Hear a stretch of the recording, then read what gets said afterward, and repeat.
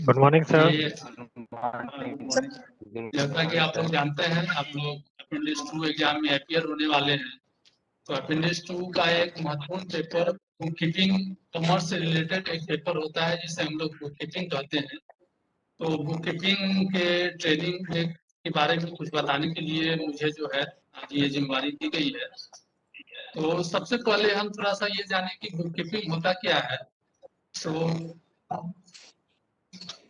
जैसे किसी भी व्यक्ति के साथ या किसी भी बिजनेस में कोई भी किसी प्रकार का अगर हम कोई लेन देन या ट्रांजेक्शन करते हैं तो उसको हम अपने किताब में या बही खाता में उसको एंट्री करने का जो तरीका होता है, जो साइंटिफिक मेथड होता है, उसे हम लोग बुक कीपिंग करते हैं। मतलब हम जो भी ट्रांजेक्शन या जो लेन देन या जो अपना बिजनेस में जो किसी के साथ कोई ट्रांजेक्शन करते हैं उसको किताब में रिकॉर्ड करने की जो विधि होती है या जो तरीका होता है उसे बुक कीपिंग कहा जाता है। अब हम लोग बुक कीपिंग के बारे में इसमें ज्यादा डिटेल हम लोग को नहीं पढ़ना है। हम लोग इसमें इसका जो एलिमेंट्री कुछ जो बेसिक जो नॉलेज है बुक कीपिंग का वो हम लोग इसमें जानेंगे।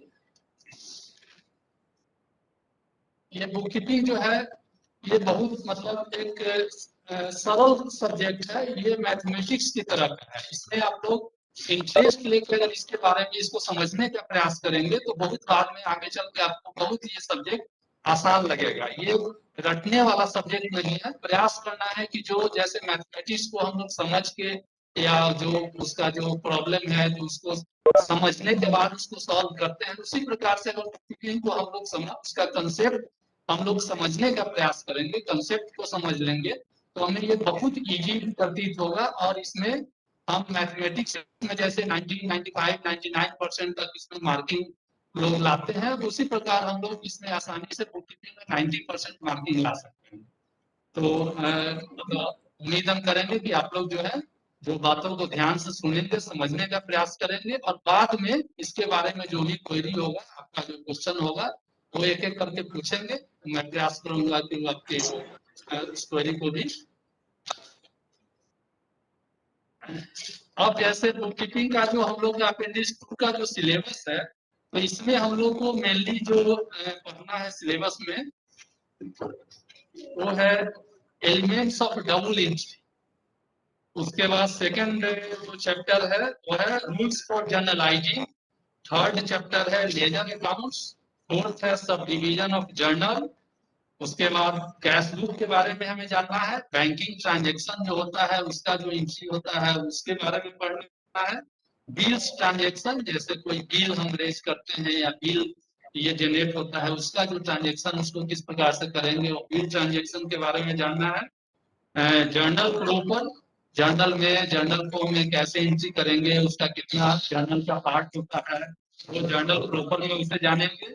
उसके बाद बैलेंस शीट के बारे में उसका तीन चार उसका पार्ट है उसके बारे में पढ़ेंगे। जैसे पहले ट्रायल बैलेंस जानेंगे, उसके बाद उसका एक ट्रेडिंग अकाउंट होता है, प्रॉफिट एंड लॉस अकाउंट होता है, बैलेंस शीट होता है और फिर depreciation reserve and other funds के बारे में कुछ जानेंगे।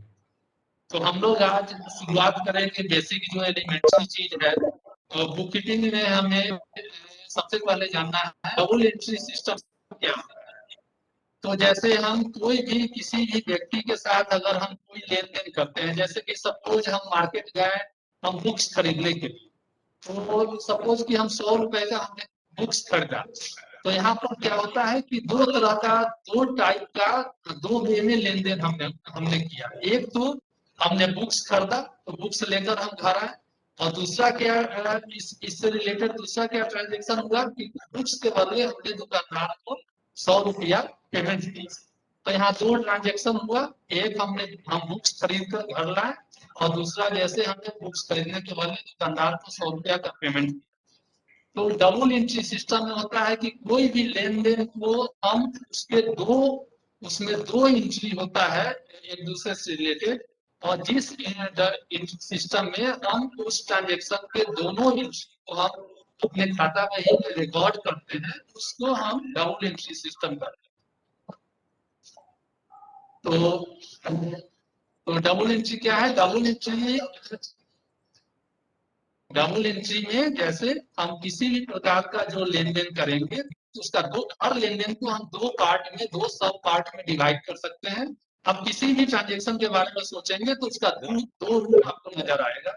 उस दोनों रूप को हम अपने बुक कीपिंग में यानी अपने खाता बही में दोनों रूप को अगर हम एंट्री करेंगे तो इस एंट्री सिस्टम को हम double entry book keeping system कहते हैं। इसमें हमेशा डबल एंट्री में दो तरह की एंट्री होती है, एक डेबिट साइड की एंट्री होती है और एक क्रेडिट साइड की एंट्री होती है। तो सबसे पहले तो ये हम जान लीजिए कि डबल एंट्री सिस्टम क्या होता है। जो भी एंट्री जिसमें हम किसी एक लेन देन या एक ट्रांजेक्शन का दोनों रूप का हम दोनों साइड का के एंट्री को हम अपने बुक्स में उसको दर्ज करेंगे, उस एंट्री सिस्टम को हम डबल एंट्री सिस्टम कहते हैं। इसमें दो पार्ट होगा, एक डेबिट पार्ट होगा, एक क्रेडिट पार्ट। अब हम लोग फिर बाद में आगे ही समझेंगे कि हम किस साइड को डेबिट करेंगे, किस साइड को क्रेडिट करेंगे। डेबिट को हम लोग शॉर्ट में डीआर से उसको ये करते हैं, डीआर के रूप में लिखते हैं। क्रेडिट को हम लोग सीआर लिखते हैं। उसके बाद इसमें जैसे तो इसमें एक डेबिटर डबल एंट्री सिस्टम जो होता है उसमें एक डेबिटर होता है, एक क्रेडिटर होता है। डेबिटर किसे कहेंगे? जैसे जो आदमी किसी का कोई चीज अगर वो धारित करता है, जैसे मान लिया कि राम का मेरे यहाँ 100 रुपया बकाया है, तो हम यहाँ क्या कर रहे हैं कि 100 रुपया जो राम का है वो हम बकाया रखे हुए हैं। तो मैं जो हूँगा, क्योंकि मैं राम का 100 रुपया मैं रखे हुए हूँ, तो मैं जो हूँगा वो यहाँ पर डेबिटर हूँगा और राम जो है उसका हम 100 रुपए हम अपने पास रखे हुए हैं, तो राम जो है यहाँ पर क्रेडिटर होगा।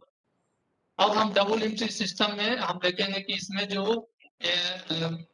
डबल एंट्री में सबसे पहले अकाउंट्स अकाउंट्स हम समझेंगे अकाउंट्स क्या होता है। तो accounts is a summarized record of all the transactions affecting one person, one kind of property or one class of gain or loss। मतलब किसी भी एक तरह का जो भी ट्रांजेक्शन होगा जो किसी एक आदमी को अफेक्ट करेगा, या एक तरह के किसी प्रॉपर्टी से संबंधित जो ट्रांजेक्शन होगा, या एक कैटेगरी का जो भी गेन्स और लॉसेज होगा, उस सब का जो समराइज एंट्री हम अपने किताब या अपने खाता बही में जहाँ करेंगे उसको हम उस खाता बही को हम अपना अकाउंट्स कहेंगे। मतलब हम अपने अकाउंट्स में चाहे हमारा वो बिजनेस हो या घर का खर्च से रिलेटेड हो, उससे रिलेटेड सारी एंट्री को एक जगह जहाँ पर समराइज करके जिस में लिखेंगे उसे हम अकाउंट्स कहेंगे। तब ये अकाउंट्स भी जैसे कई तरह का होता है। एक पर्सनल अकाउंट्स होता है, जैसे जो अकाउंट किसी पार्टिकुलर आदमी से रिलेटेड, पार्टिकुलर फर्म से रिलेटेड, पार्टिकुलर किसी कंपनी से रिलेटेड अगर कोई अकाउंट हो तो उसे हम पर्सनल अकाउंट कहेंगे। इसके अलावा पर्सनल के अलावा जितने भी और सारे अकाउंट होंगे वो सब इम्पर्सनल अकाउंट्स। इम्पर्सनल अकाउंट में भी दो तरह का होता है, फिर एक रियल अकाउंट होता है, एक नॉमिनल अकाउंट। रियल अकाउंट किसे कहेंगे? रियल अकाउंट में जैसे कि जो भी किसी सामान से रिलेटेड जो गुड्स अकाउंट होगा, कैश अकाउंट होगा, हमारा बैंक का पासबुक जो होता है वो बैंक अकाउंट कहलाएगा। हम अपने जैसे ऑफिस के लिए या घर के लिए कुछ फर्नीचर खरीद रहे हैं तो उसे हम फर्नीचर अकाउंट कहेंगे। इस तरह का जो भी अकाउंट होगा वो रियल एक। उसके अलावा एक नॉमिनल अकाउंट होगा। नॉमिनल अकाउंट क्या होगा? जैसे हम जितना भी एक्सपेंसेस करते हैं, खर्च करते हैं, जैसे ऑफिस में हम खर्च करें या घर के खर्च के लिए हम जरूरी राशन या जो भी खरीदारी करते हैं उसमें जो हम एक्सपेंसेस करते हैं, या बिजनेस अपना कोई हम बिजनेस एस्टेब्लिश किए हुए हैं उसको एस्टेब्लिश करने के लिए हम जो एक्सपेंसेस करते हैं वो सारा, या फिर जो बिजनेस में हमें जो प्रॉफिट होता है या लॉस होता है, या हम किसी को कोई हम किराए के मकान में रह रहे हैं तो मकान मालिक को हम रेंट पे करते हैं तो रेंट अकाउंट हो गया। सैलरी अगर हम छोटा सा कोई फर्म चला रहे हैं या कोई ऑफिस हम खोले हुए हैं तो उसमें मेरे हम जितना इम्प्लाई रखे हुए हैं उसको जो हम सैलरी देते हैं तो वो सैलरी अकाउंट हो गया। हम अपना कोई बिजनेस के प्रचार के लिए एडवर्टाइजमेंट पर कुछ खर्च करते हैं तो एडवर्टाइजमेंट अकाउंट हो गया। इस तरह का जितना अकाउंट होगा वो सब हम नॉमिनल अकाउंट। ठीक है।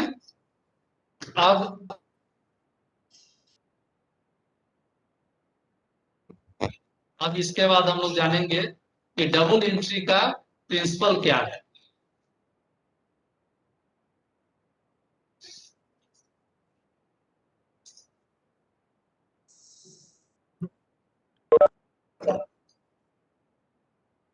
अब जैसे हम ऊपर हमने बताया था कि अकाउंट जो है दो तरह का, एक पर्सनल अकाउंट होता है, एक इम्पर्सनल अकाउंट होता है। तो पर्सनल अकाउंट में डबल एंट्री हम कैसे करेंगे? तो जैसे मान लिया कि कोई फर्म का हम पर्सनल अकाउंट खोले हुए हैं, तो फर्म में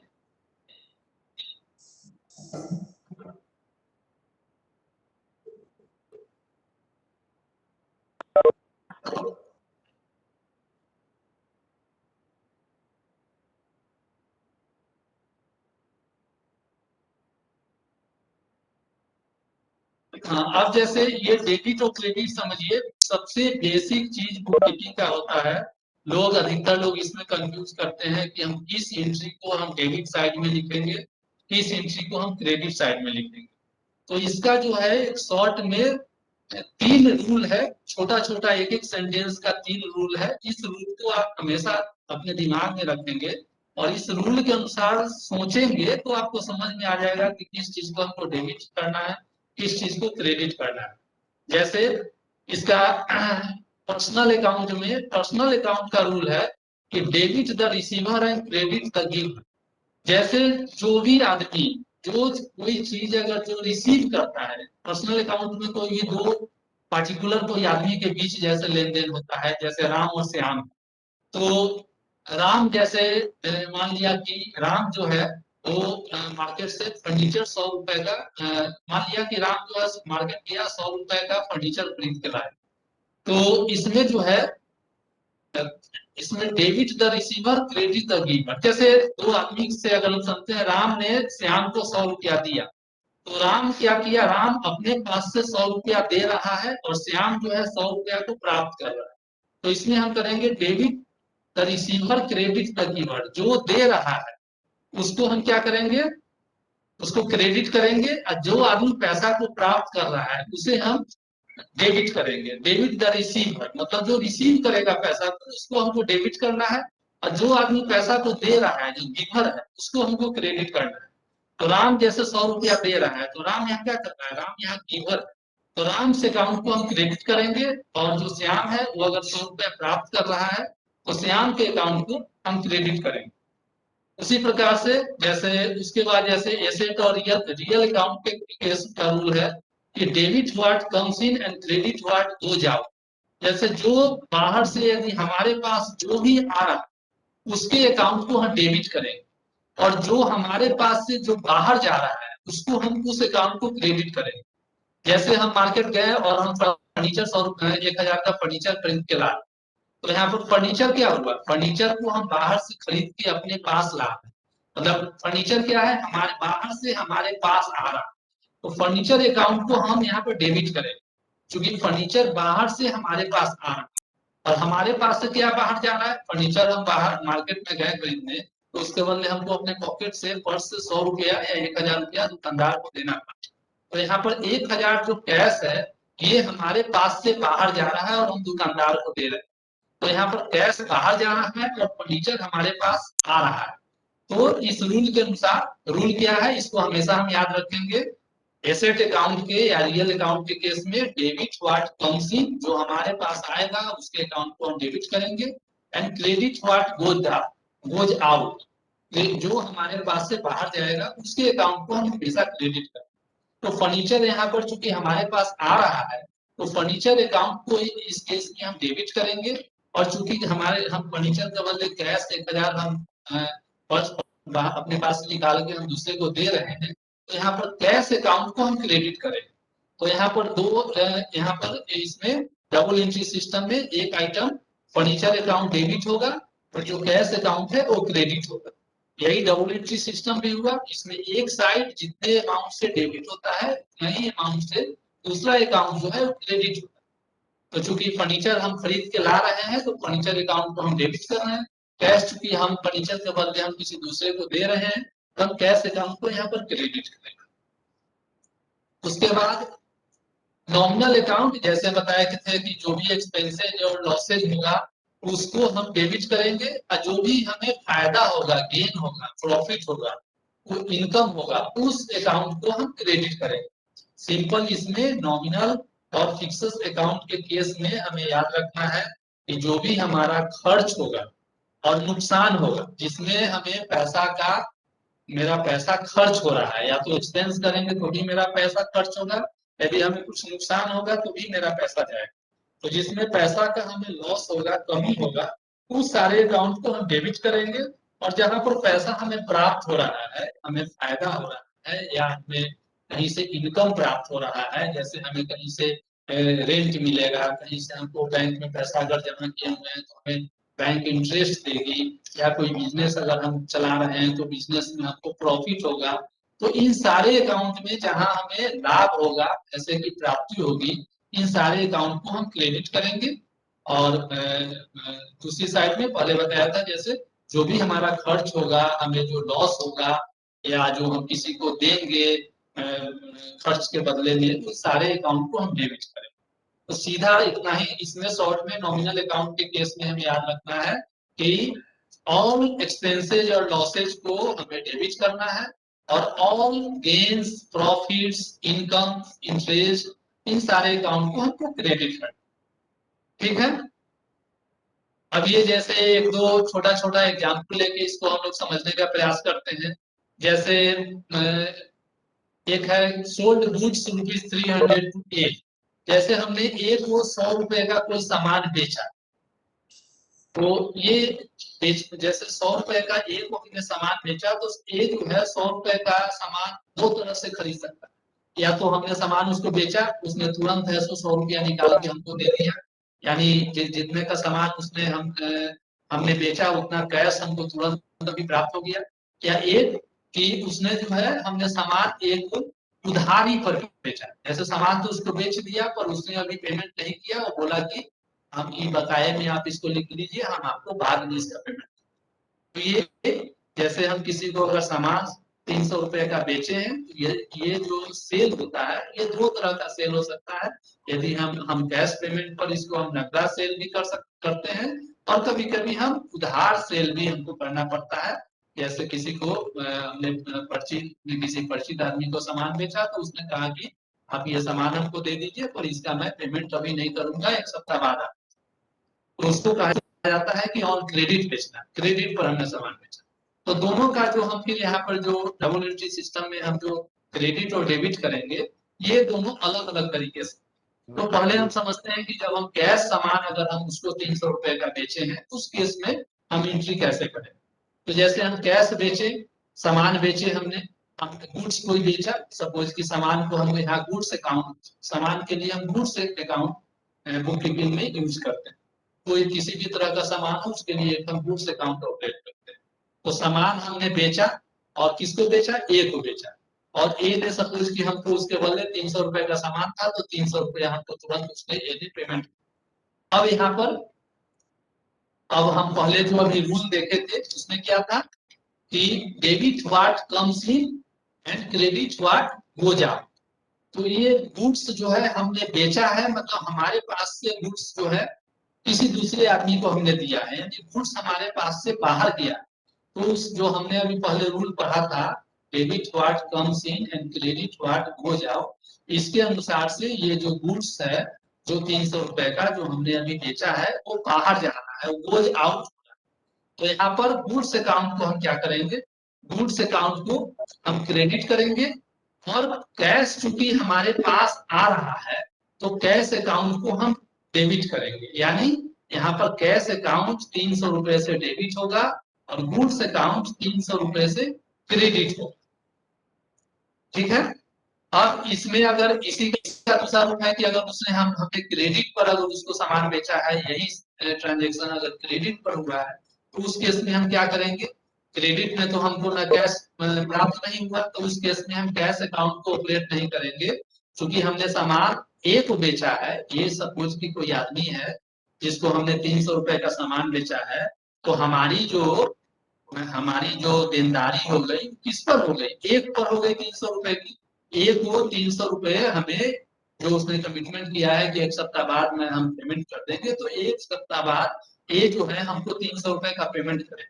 तो यहाँ पर कैश अकाउंट को हम डेबिट या क्रेडिट नहीं करेंगे, हम ए का जो पर्सनल अकाउंट हम अपने लेजर में या जर्नल में खोले हुए हैं, एज अकाउंट को हम यहाँ पर डेबिट या क्रेडिट करेंगे। तो यहाँ पर इसकी एंट्री क्या होगी, गुड्स अकाउंट तो वही रहेगा क्योंकि गुड्स जो है बाहर आ रहा है जा रहा है, तो गुड्स अकाउंट तो जैसे पहले हमने गुड्स अकाउंट को क्रेडिट किया था वैसे ही यहाँ गुड्स चूंकि बाहर आ रहा है तो इस केस में भी गुड्स को हम क्रेडिट करेंगे गुड्स अकाउंट को 300 रुपए से, और कैश अकाउंट के जगह एक पर्सनल अकाउंट को यानी एज अकाउंट को हम 300 रुपए से डेबिट करेंगे। समझ रहे हैं, मतलब दोनों में अंतर क्या हो गया कि सेम ट्रांजेक्शन है लेकिन पहले में चूंकि हमें नगदा हमने वो सामान बेचा था तो हमें चूंकि कैश तुरंत उसी समय 300 रुपया प्राप्त हो गया, तो हमने कैश अकाउंट को 300 रुपए से डेबिट किया और गुड्स अकाउंट को 300 रुपए से क्रेडिट किया। लेकिन जब हम उधारी उसी 300 रुपए के सामान को हम किसी एक को उधारी बेच रहे हैं तो हमें तो कैश प्राप्त हुआ नहीं, तो गुड्स अकाउंट तो यहाँ भी क्रेडिट होगा, लेकिन यहाँ पर कैश अकाउंट की जगह हम एज अकाउंट को हम डेबिट करेंगे 300 रुपए से, यानी ये जो आदमी है उसका अकाउंट 300 रुपए से डेबिट होगा और बाद में जब हम उससे हम 300 रुपया जो हमको जब दे देगा तब फिर उसकी एंट्री हम अलग से करेंगे, तब उस केस में वहां पर फिर अभी हम एक अकाउंट को 300 रुपए से डेबिट कर रहे हैं, तो जब वो हमको एक सप्ताह बाद जब हमको एक 300 रुपए वो दे देगा तो उस समय एज के अकाउंट को हम फिर 300 रुपए से क्रेडिट कर देंगे और कैश के अकाउंट को वहां पर 300 रुपए से हम डेबिट करेंगे। ठीक है,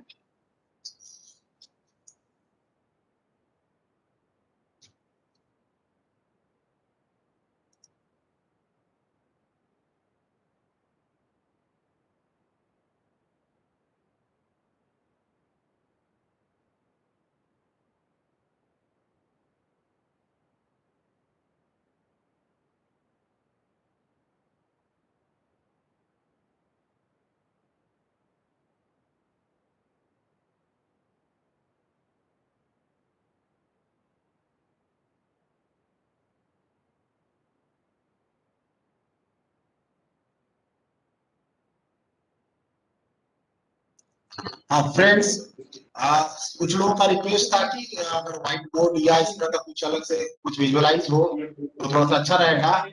तो इसको देखते हुए इसको हम लोग ऐसा करते हैं कि इसमें कुछ जो टॉपिक्स है उसको हम लोग शेयर करते हैं, तो आपके लिए थोड़ा अच्छा रहेगा, आपको भी समझ में आएगा, कुछ एग्जाम्पल्स भी रहेंगे तो आपको दिखेगा। तो हम स्क्रीन शेयर कर रहे हैं, सबसे भी रिक्वेस्ट करेंगे कि अगर उसके साथ थोड़ा सा करें तो थोड़ा सा अच्छा रहेगा। वेट करिए, हम स्क्रीन शेयर कर रहे हैं।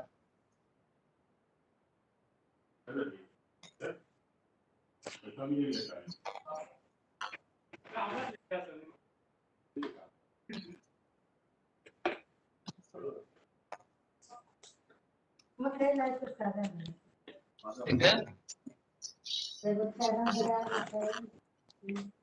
चलिए कंटिन्यू किया जाए।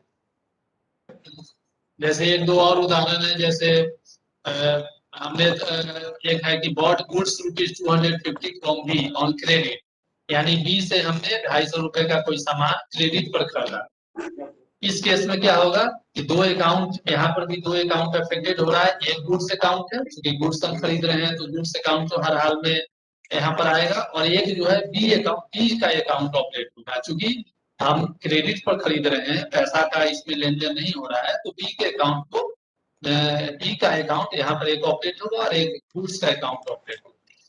तो हम 250 रुपए का सामान अगर बी से खरीद रहे हैं तो आप खुद से सोच के देखिए पहले कि इसमें क्या होगा। जैसे गुड्स अकाउंट हम सामान खरीद रहे हैं तो सामान जो है बाहर से हमारे पास आ रहा है, तो रूल के अनुसार डेबिट व्हाट कम्स इन, तो इसके अनुसार गुड्स जो हमारे पास आ रहा है तो हम गुड्स अकाउंट को डेबिट करेंगे और बीज अकाउंट को, बी का जो पर्सनल अकाउंट है उसको 250 रुपए से क्रेडिट करेंगे। ठीक है, अब जैसे हम 400 रुपए का सामान हमने बेचा कैश किसी को, 400 रुपए का सामान अगर हम कैश बेचते हैं तो चूंकि as cash has come in and goods have gone out, cash account will be debited and goods amount credited to record this transaction. तो इस केस में हम सामान को बेच रहे हैं तो गुड्स अकाउंट हमारे पास से बाहर जा रहा है, तो गुड्स आउट जा रहा है तो गुड्स अकाउंट को हम क्रेडिट करेंगे, और कैश चूंकि हमारे पास आ रहा है तो कैश अकाउंट को हम डेबिट करेंगे। तो कैश अकाउंट 400 से डेबिट होगा, गुड्स अकाउंट 400 से क्रेडिट होगा। तो ये एग्जाम्पल तो आप अलग अलग तरह का बहुत सारा एग्जाम्पल है, इसको आप प्रैक्टिस करेंगे तो धीरे धीरे आपको ये जो है इसका कंसेप्ट जो है क्लियर हो जाएगा। आपको मेन याद ध्यान में यही जो 3 रूल है जो ऊपर बताया गया था उतनी ही। हेलो, थोड़ा सा प्लीज आप लोग शांति बनाए रखें। हेलो सिर्फ 3 इसमें डेबिट और क्रेडिट समझने सर, के लिए वॉइस नहीं आ रहा है। आवाज नहीं आ रही। थोड़ा सा आप लोग शांति बनाए रखें तो आवाज आपको क्लियर सुनाई देगी। सर आ रहा है। इसमें डेबिट क्रेडिट में देखिए एग्जाम्पल तो बहुत तरह का सैकड़ों तरह का एग्जाम्पल होगा। एग्जाम्पल आपको बाद में खुद से प्रैक्टिस करना है और रूल आपको 3 ही याद रखना है। दिमाग में बिल्कुल इसको बिल्कुल ये कर लेना है कि हम 3 रूल है इसमें डेबिट और क्रेडिट का। फर्स्ट रूल है debit what comes in and credit what goes out. बिल्कुल एकदम छोटा सा एकदम रूल है, एकदम फंडा को दिमाग में हटा लेना है कि जो भी हमारे पास बाहर से जो भी आएगा उसको हमको एसेट अकाउंट के केस में डेबिट करना है। जैसे जो भी फर्नीचर होगा, गुड्स होगा या कोई सामान हम खरीदेंगे या कुछ भी करेंगे तो जो हम खरीद के अगर लाएंगे तो सामान अगर हमारे पास आएगा तो हम उसको डेबिट करेंगे और अगर सामान हम बेचेंगे तो सामान हमारे पास से बाहर जाएगा तो उस केस में गुड्स अकाउंट को हम क्रेडिट करेंगे। उसी प्रकार कैश अकाउंट में जैसे हम अगर हमारे पास पैसा कोई देगा तो हमारे पास सर आवाज कैश बहुत अगर कम आ कोई रहा है। दे क्या हेलो जिनको